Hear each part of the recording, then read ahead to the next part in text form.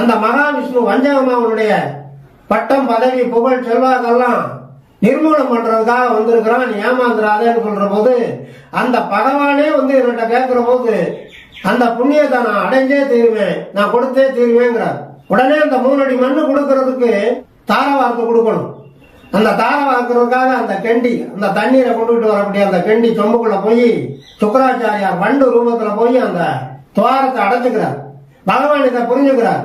வாபலி சக்கரவர்த்தி தாரை வார்த்தை கொடுக்க அதை வாங்கணும் இல்லையா, அதுக்காக கையில பவித்திரம் போடுறாரு. தர்ப்ப பவித்திரம் மோதிரம். அதனுடைய கூர்முனை பாத்தீங்கன்னா ஊசி முனையிலையும் 1000 கூர்ல ஒரு கூறா இருக்கும்.